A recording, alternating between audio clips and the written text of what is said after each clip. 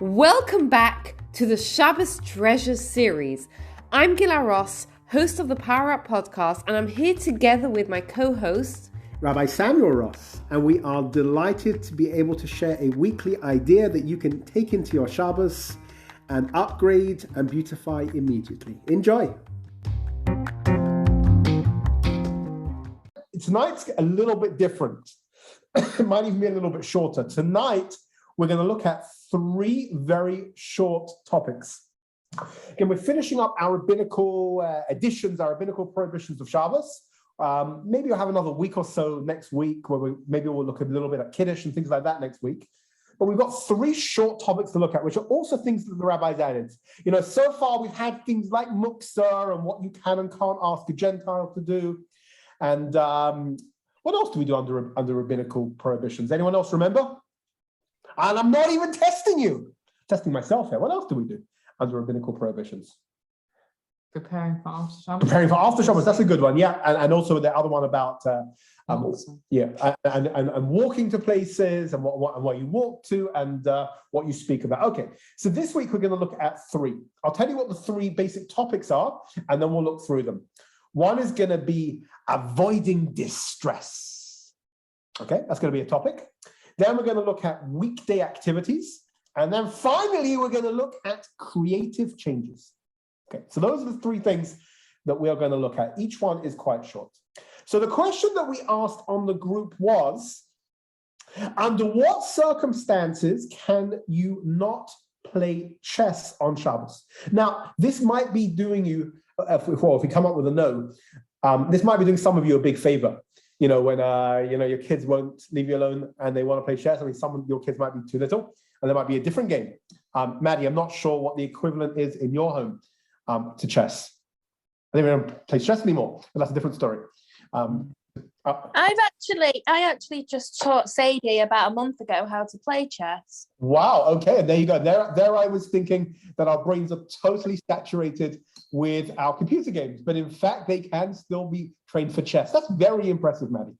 Okay. In the past 5 years since keeping Shabbos, well, 4 years since keeping Shabbos, our board game cupboard has increased over double. Yeah. Oh, we should come to you for recommendations for list of board games. Okay. Monopoly. Yeah.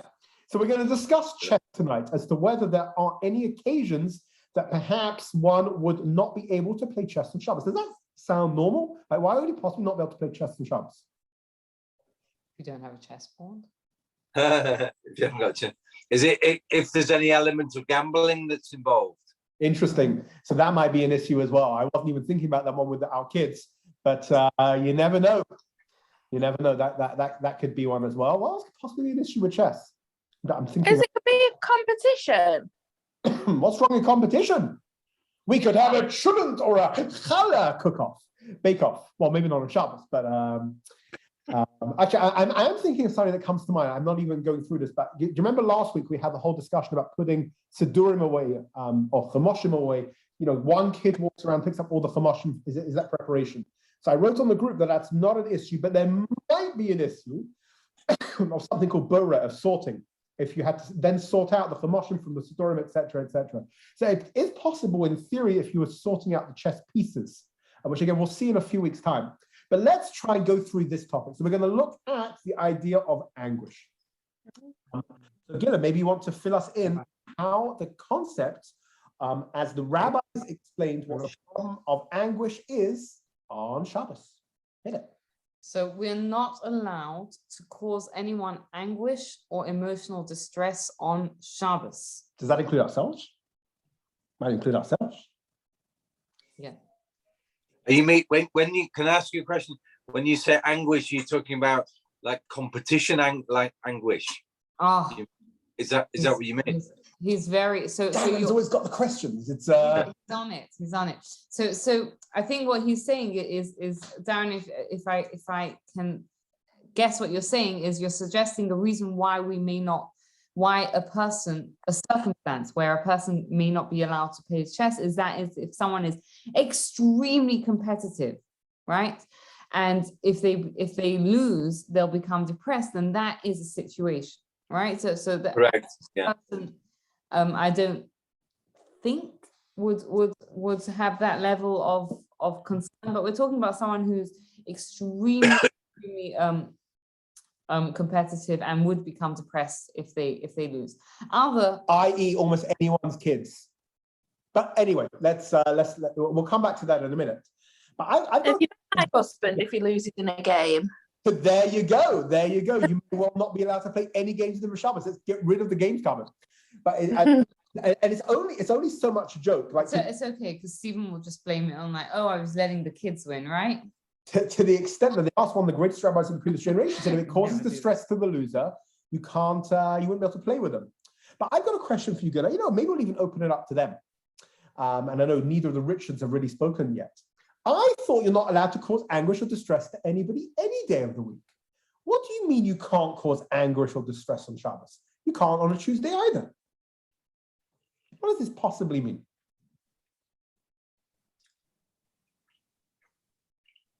You stumped them. Did I stump you too? I'm stuck. It's all about the intentions underlying it. That absolutely, you can't intend to harm somebody.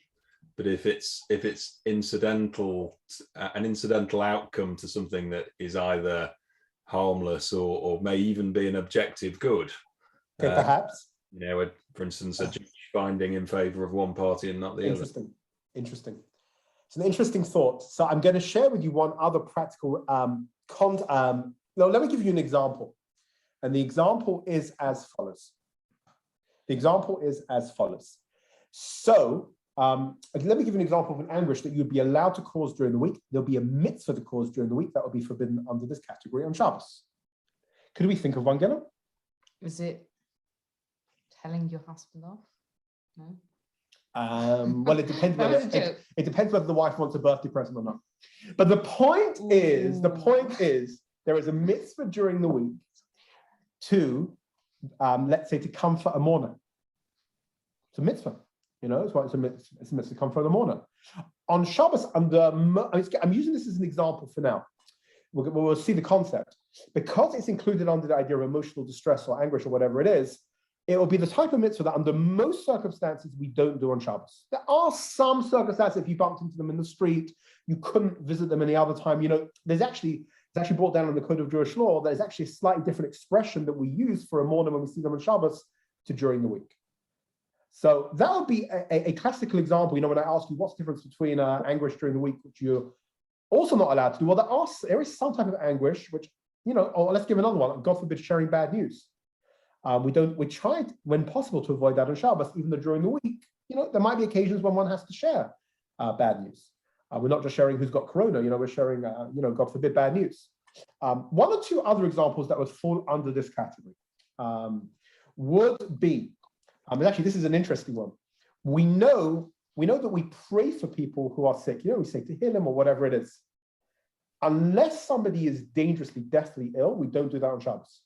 Like you go to shuls or yeshivas, they'll have like a public tehillim just before Shabbos and just after Shabbos. If someone's deathly ill, they might do it on Shabbos as well. But the basic idea is that even something like that, we shy away from a little bit on Shabbos. And again, our other circumstance might be the case of chess. If you know you're going to cause distress either to yourself or someone else by losing, that would actually be included under this. So category one, maybe you want to sum up what category one is? That we're not allowed to cause anyone anguish or emotional distress on Shabbos. Yeah, beautifully said. And again, the cutoff between Shabbos and the reality of the weekday is that there are some occasions, like visiting, visiting the sick, but even visiting the sick is actually brought down. Again, it's a mitzvah even on Shabbos to do, but that shouldn't be the only time you're visiting the sick. Again, there is something of that sadness there.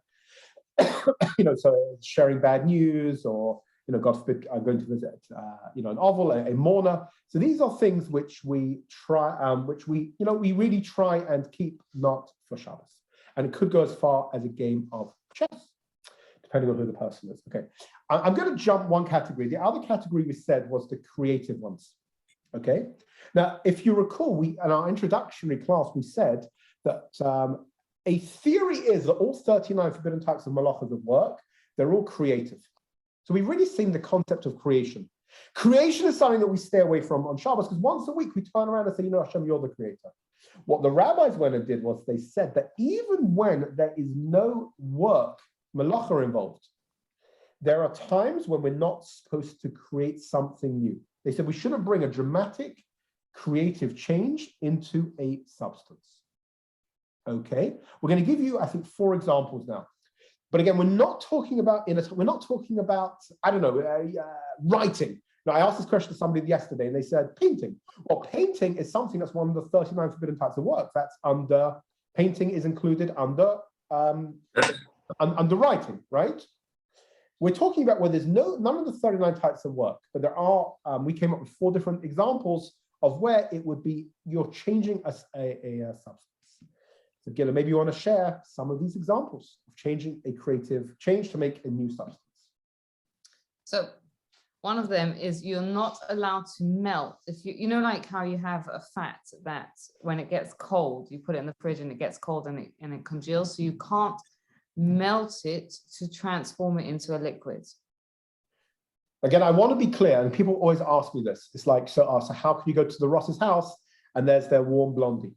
And the margarine, the chocolate, that is not a problem for reasons beyond the scope of this. But basically, when it's part of a solid, it's part of a food, you're allowed to. You're not doing it for the sake of changing it. However, to just have that felt the congealed fat that's sitting around melting into a dish, that is an issue. So that would be an example, classical example of changing a substance. Another one would be another classical example. Maybe the classical example is ice. You get your ice cube, and we're not talking about putting it in your cup of water to enjoy your lemonade on the boiling hot Manchester day. What we are discussing is crushing the ice. Does anyone know what happens when you crush ice? Does anyone know what it turns into? Even though it's 9:15 at night? Liquid. Darren, you're brilliant. Like I just don't know. So it turns into a liquid. So that is maybe the classical example where you're creating a new entity. So we've seen the congealed fat into a liquid. We've seen crushing ice into water. Another example, maybe that's more relevant to a female perhaps than a male. Not necessarily. Could be male as well. I don't know if I've ever had this conflict so much, but so I mean, perfume. We're not allowed to put perfume onto a garment because it's. Why can't you put? It's considered to be bringing it's the same thing. The Gemara says it's considered to be that it stays with you. So, but it's interesting. You're allowed to put it on your body, but you're not allowed to put it into a garment. It's considered that it's in your body, though, isn't it? Yeah, no, it clings to your clothes, whereas with your body it fades. Right, but you're allowed to put it on your body, even though it might thing, but you're not allowed to spray it directly onto the clothes. Onto the clothes. It's considered that is a change. And I think the last one is maybe even more relevant to a female than a male. So on Yom Tov, you're allowed on Yom Tov you're allowed to make a fire, but you're not allowed to strike a match on Yom Tov to make a fire. So I don't know if you all got that, because it's interesting, because even though I grew up, in a religious home and everything else, I never even would have thought of this. I never would have seen a match being struck or not being struck. I remember learning this many years later, because you might come home from shul or whatever it is, and you see the Yom Tov candles are lit, and they've been lit on Yom Tov, which is not a problem. Again, there are circumstances you could even you could cook, but then you look at the candles. But the reality is that the lady of the house, it could be the man lighting, but usually it's the lady. She should know that it's considered to be the new creation, the new substance, when you strike the match. Okay, so we've given you 4 examples when it's not work related. The first one was crushing ice to water, melting congealed fats to transform into a liquid, infusing a scent into a garment, and striking the match on Yom Tov. Okay, again, this wouldn't apply in Shabbos because you can't light a fire in any of them. Okay, finally, and this one, the truth is, this one we did as a case study in my Monday night group a few months ago. We looked at during or just after, or just towards the end of the Corona times. Not the Corona times are gone, but we looked at as a case study. I think what we looked at was people, the Zoom Sidorim. But it was the concept of using Zoom on Shabbos or Yom Tov, whether people could use it for Yizkor or for Shabbos meals. Again, you can't. I remember the case study we used was the Seder, but it doesn't matter. So we discovered at that time that there are a whole bunch of different issues involved potentially with using Zoom. So it's not the point of to say, oh, this is the only reason not to use it. And again, there are again, hopefully we're past that point, but there in terms of the Zoom world, and in terms of that type of Corona world. But the reality is there might be occasions where it might have been allowed anyway, if God forbid a parent or a grandparent or whatever it was would have had a mental illness. Again, you had to ask a rabbi, a doctor, whatever it was, under the circumstances. So without getting into that exact circumstance, this is where it sort of came up. There is a rabbinic decree that we don't use, an activity that closely resembles a type of thing we would do on a weekday, which involves a melacha. So we shouldn't use that item. Let me rephrase that. Let me try and explain that. If you've got an item, let's use an example, because I think the example will bring it to life. Let's use an example of a grater. Maybe explain how the grater works in this context. You mean something that you use for food to make it into little bits? Yes, that. So you've got your cheese grater or whatever it is. So, but it's true that you're allowed to chop up or crush little bits of food on Shabbos for your salad or whatever it is. However, you're not allowed to use a grater because a grater is usually associated with a forbidden type of work. Usually, you're doing things with a grater that you can't do on Shabbos. So the concept is that again, you might be allowed to cut up your cheese or cut up your vegetables, but you can't use a grater because something that is usually used for a forbidden type of work, you wouldn't use on Shabbos, even for something that you're allowed to use. Darren, is the concept clear? This is hard enough to explain over Zoom. Hard to explain in person. Yeah, it does make sense. Yeah. Okay. So we've given one example, the example of the grater, because a grater is usually associated with forbidden type of work. Again, you could use it for food, but you could use it for it's usually not used for permissible use. Let's give you another example, another classical example. A hairbrush. So on Shabbos, the problem with a hairbrush ordinarily is if it's going to pull out hairs. One of the melachos that we're going to cover is you're not allowed to pull out hairs from a live human being. So love it, Darren. Yes, we know there are some that don't have to be overly concerned with that particular. What do you think of a brush? Sorry? What do you think of a brush? Right. It's all right.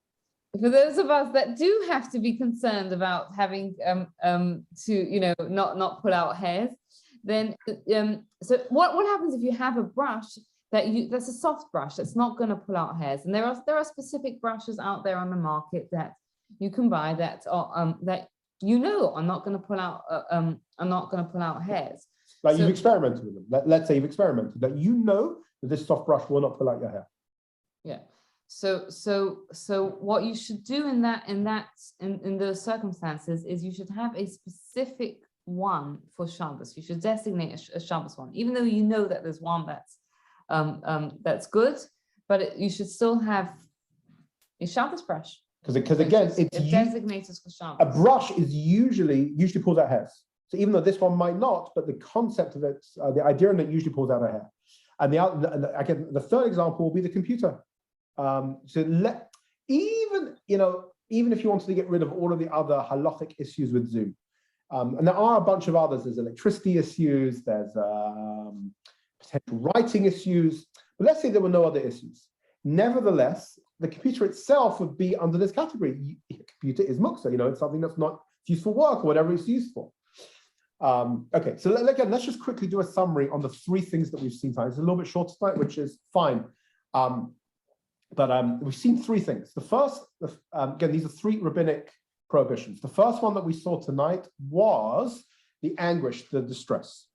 Okay, so we saw that on Shabbos, even the types of distresses which you're allowed to cause during the week, which, to visit, to comfort a mourner, to share bad news when necessary, etc., to beat your kids or your spouse in a game of chess.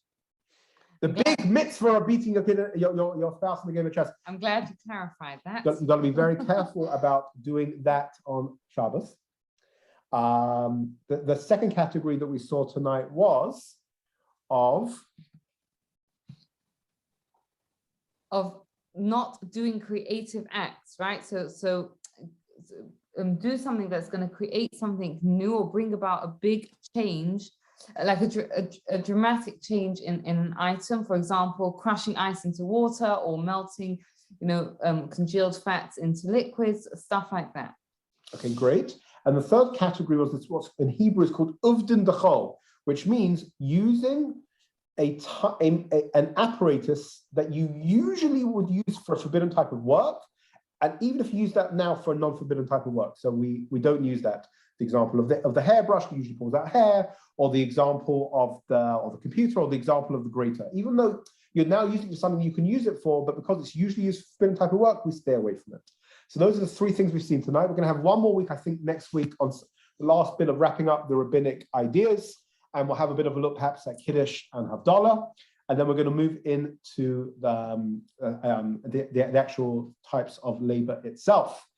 Other than that, it's been wonderful getting a chance to see your faces again. Please, can I ask a very quick question? Please. Very quick. If taking the hairbrush example, if you use your Shabbos brush and you really carefully brush your hair, and then you suddenly realize you pulled out 3 strands of hair, are you supposed to say like a special counteractive bracha or something? So that's a great question. So what Darren is asking is, let's sort of go with his example. His example is, you did what you could before Shabbos. It wasn't like a mistake, so as to speak, you had no clue what you're doing. You used a type of brush, which was okay, and now it happened to pull out a hair, or whatever the equivalent example is. So the answer in that circumstance is you're not accountable. The answer is that when you take precautions, you do due diligence, and you don't have to expect something. There's a lot of halacha written about it. On the one hand, there's something called psik ratio. The example the Gemara gives is when you cut off a chicken's head, you know it's going to fall off. It will happen. But then there's something which we call davar she'eino miskaven, something that is not supposed to happen. So that's permissible. You don't have to stress about that one. You have to become like ODD or something like that. Whatever it is about it. You took your precautions, and you don't have to worry about it. And the concept I have just taught you is very, very wide-ranging. We might see it as we go through. There are many occasions. Again, Stephen last week brought up an example of a motor. But there are times when, let's say, you're opening a fridge. I'm not discussing the light right now. But let's say, again, maybe a fridge is a bad example, but let's say down the road, perhaps, something will or won't be activated. Okay, but right now, it's not definitely going to happen. It's not for sure going to happen. But the concept that I've just given you is very, very wide-ranging. So no, Darren, you don't have to worry about it. If it's on purpose and they violate Shabbos, that's a different discussion in terms of, once they get to the point of wanting to move on to the next step in terms of what to do. I once asked a very great Torah scholar about that, but that's a different question to the one that you just asked. You can only do what you can, and Torah wasn't given to angels.